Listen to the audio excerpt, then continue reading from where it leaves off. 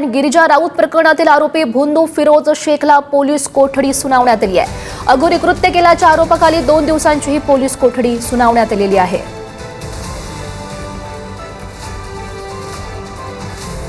गिरिजा राऊत यांचा राऊत कुटुंबियांसह भोंदू फिरोज शेखवर त्यांनी गंभीर आरोप केलेले होते आणि त्यानंतर त्याला अटकही करण्यात आलेली होती आणि आता पोलीस कोठडी सुनावण्यात आलेली आहे। 2 दिवसांची पोलीस कोठडी सुनावण्यात आली आहे।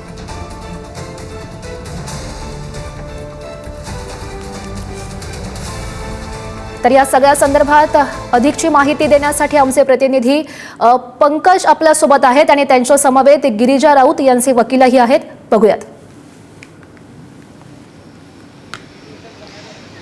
आपल्यासोबत ॲडव्होकेट सागर कदम आहेत, आपण त्यांच्याशी बोलणार आहोत। सागरजी, काय नक्की कोर्टामध्ये आज घडलं सविस्तर सांग। याच्यामध्ये आज कोर्टामध्ये जी आपली केस आहे FIR रजिस्टर होता, त्याच्यामध्ये फिरोज आदम शेख म्हणून जे बाबा आहेत सावंतवाडीला होते, ज्यांनी अघोरी कृत्य विक्टीमबरोबर केलेलं, तर त्यांना अटक करण्यात आली होती। तर त्यांचा आज रिमांड होता, तर त्यांना आज कोर्टासमोर हजर करण्यात आलं।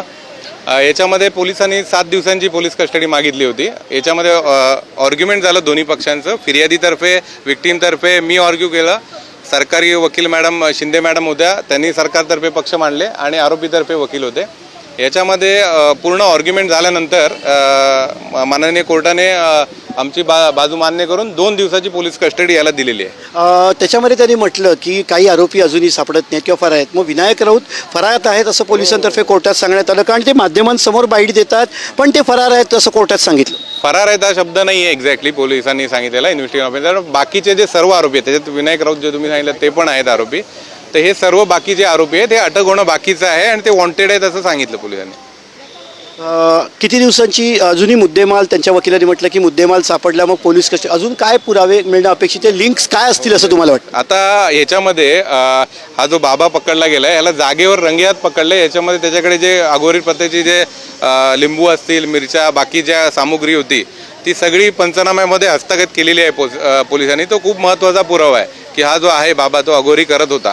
आणि याच्यानंतर आता पुढचे उलगडे होतील की किती काय काय अजून यांच्याकडून मार्फत हिच्या नकळत सुद्धा काही अघोरी कृत्य काही झालेत का हिच्यावर, म्हणजे काही करणी कोकणामध्ये चालतात ते अघोरी आणि अंधश्रद्धा चालते, त्या प्रकारे काय झाले काय हे तपास। त्यांनी एक मुद्दा मांडला कायदेशीर तरतूद की अटक घटना घडलेली तक्रार जास्त आधी झाली, गुन्हा आधी घडला, तक्रार उशिरा केली, ह्याच्यातल्या तांत्रिक बाबू काय आहेत? याच्यामध्ये जे आहे 2017ला लग्न झालं आणि 2018 पासूनच म्हणजे यांचा कन्झ्युमेट मॅरेज जे कन्झ्युमेट व्हायला पाहिजे तशा प्रकारे झालं नाही। तर हजबंडच्या मागे वाईफ आणि तिची फिर्यादी आणि तिची फॅमिली लागली की का नाही होत आहे, कन्झ्युमेट का नाही करत आहे मॅरेज। त्याच्यानंतर यांनी हा बनाव करून सगळा हिच्यावरच प्रेशर टाकून हे सगळं मूल होण्यासाठी हे बाबा आणि हे मुलामध्ये त्यांच्या आरोपीमध्ये त्या प्रॉब्लेम होते ते लपवण्यासाठी अशी केस आहे की ते लपवण्यासाठी मग यांनी वेगळ्या बाबांकडे त्यांनी चालू केलं। कायदेशीर काय कर्म आपण कोर्टामध्ये सादर केले की या कलमांतर्गत त्यांच्यावरती काय कारवाई? हो, आता ह्या जो हे जे आहेत कलम, सर्वात महत्त्वाचं चिटिंगचा एक केस आहे, कारण का चिटिंग जे लावले आम्ही की एक साधी लोअर मिडल क्लास फॅमिलीला यांनी अप्रोच केला, प्रस्ताव दिला लग्नाचा। जे MP आहेत, स्वतः MP असताना त्यांनी हे स्थळ शोधलं असं की जे बिचारे बाबा गरीब आहेत, काही ताकद नाही, ते कुठे जाऊ नाही शकत त्या ताकदीच्या पलीकडे, असे शोधून यांनी सुरुवातीपासूनच त्यांचं मोडस ऑपरंडी अशी होती की त्यांनी त्या गोष्टी लपवल्या आणि लग्न करायला भाग पाडलं। लग्न केल्यानंतर हे सर्व जे आहेत त्यांचे प्रताप ते बाहेर आले। याच्यामध्ये जे सेक्शन आहेत आम्ही ते चिटिंगचं सेक्शन लावलं आहे, 498चं सेक्शन आहे, त्याच्यानंतर महाराष्ट्र अघोरी प्रथा नरबळी जे आहे कलम त्याचं सेक्शन 3, 2 आणि 3 ज्याचं 7 वर्षापर्यंत शिक्षा आहे। हे नॉन बेलेबल ऑफेन्स आहेत, त्याच्यामुळे त्या एका आरोपीला त्याच्यामध्ये अटक झालेली आहे। निश्चित आरोपीला अटक झाली आहे, 2 दिवसाची पोलीस कस्टडी दिलेली आहे। पुढे अजून पुढच्या 2 तारखेत 2 दिवसानंतर पोलिसांकडनं कुठल्या प्रकारे तपास व्हायची तुमची अपेक्षा आहे? आता याच्यामध्ये डिस्कवरी ऑफ ऑफेन्स हा खूप महत्त्वाचा असतो, रिकव्हरी आणि डिस्कवरी असते। आता याच्यामध्ये डिस्कवरी होणं गरजेचं आहे की ह्या बाबाला यांनी अप्रोच जो केला आहे, हे जे इनलॉज आहेत त्यांचे, तर त्यांनी अप्रोच केला आहे, तर तो कशा प्रकारे अप्रोच केला आहे आणि कसे कॉन्टॅक्ट्स आहेत, आधीपासून काही आहेत का, अजून काही अघोरी प्रथा केल्यात का, आणि ते बघणं आहे, ते 2 दिवसाच्या पोलीस कस्टडीत कळेल। निश्चित 2 दिवसाच्या पोलीस कस्टडीत कळेल असं म्हटलं। आपण स्वतः गिरिजा राऊत इथे आहेत, त्यांच्याशी आपण बोलण्याचा प्रयत्न करणार आहोत। मात्र तोपर्यंत एक माहिती आपण देऊया की पोलिसांनी 6 दिवसाची पोलीस कस्टडी मागितली होती, मात्र त्याच्याऐवजी जी आहे ती 2 दिवसाची पोलीस कस्टडी देण्यात आलेली आहे। आरोपीच्या वकिलाकडनं वेगवेगळे जे वेगवेगळे आर्ग्युमेंट जे आहेत ते करण्यात आले आणि त्याच्यानंतर पोलीस कस्टडी 2 दिवसाची दिली। त्याच्यामध्ये अनेक मुद्दे आहेत, गुन्हा कधी घडला,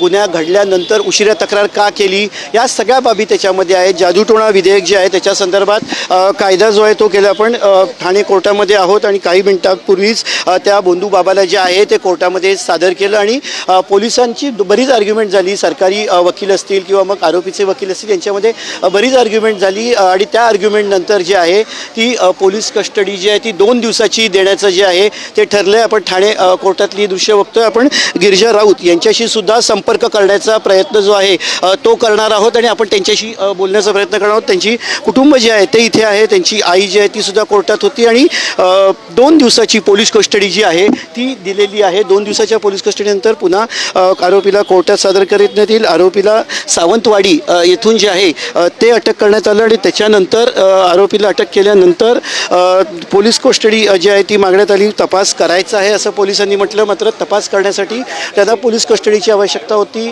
6 दिवसाची पोलीस कस्टडीची आवश्यकता होती. याच्यावरती सरकारी वकिलांनी म्हणणं मांडलं की जर का मुद्देमाल हा जागेवरनं जप्त केलेला आहे तर पुन्हा इतक्या कस्टडीची गरज नाही. त्याच्यावरती आर्ग्युमेंट झालं. काही वेळापूर्वीसाठी कोर्ट रूममधनं सगळ्यांना जे आहे ते बाजूला करण्यात आलं आणि त्याच्यानंतर ही केस 2 दिवसाची पोलीस कस्टडी ती सुनावण्यात आली. आपण पुन्हा एकदा वकिलांकडे जाणार आहोत. आपण वकील जे आहेत त्यांच्याशी संवाद साधण्याचा प्रयत्न करणार. सागरजी आपण थेट संवाद साधतोय. 6 दिवसांची कस्टडी मागितली होती पण 2 दिवसाची, असं काय झालं की कुठे सरकारी वकील म्हणणं मांडण्यासाठी कमी पडले? नाही कमी नाही पडले. याच्यामध्ये 7 दिवस जे आहे पोलिसांचं हे एक म्हणजे फॉर्मॅट असतो 7 दिवसाची पोलीस कस्टडी. पण कोर्ट जे ठरवतं की रिक्वायरमेंट कधी कधी कोर्ट 2 दिवसाची अशी देते. पहिले इन्व्हेस्टिगेशन करा त्यानंतर ती वाढवता येऊ शकते. तर हे कोर्टाचं डिस्क्रिप्शन आहे किती दिवस पोलीस कस्टडी द्यायची. 2 दिवस पण सुरुवातीला जी आहे प्रायमरी जी पाहिजे प्राथमिक दृष्ट्या ती 2 दिवस पण सफिशियंट आहे.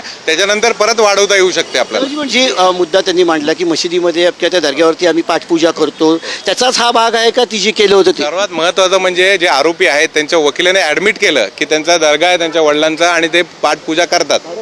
या गोष्टी ॲडमिट केल्या आणि या गोष्टीमध्ये तर आपण बघतोय बोंधू फिरोज शेखला सध्या अटक झालेली आहे. त्याच्या चौकशी दरम्यान नेमकी काय माहिती समोर येते आणि याच चौकशीतून विनायक राऊत यांच्यावर जे आरोप केलेले आहेत ते सिद्ध होत आहेत का हे बघणं सुद्धा अत्यंत महत्त्वाचं आहे. ठाकरेंच्या सेनेचे माजी खासदार विनायक राऊत यांच्यावर गुन्हा दाखल झालाय. विनायक राऊत यांच्या कुटुंबियांच्या विरोधात गुन्हा दाखल झालाय.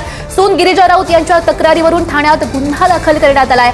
जादूटोणा विरोधी कायद्याअंतर्गत राऊत कुटुंबियांविरोधात गुन्ह्याची नोंद झाली आहे. सून गिरिजा राऊत यांनी केलेले आरोप विनायक राऊत यांनी मात्र फेटाळून लावलेत. तर सासरी विनायक राऊतांनी केलेले आरोप गिरिजा राऊत यांनी फेटाळलेले आहेत.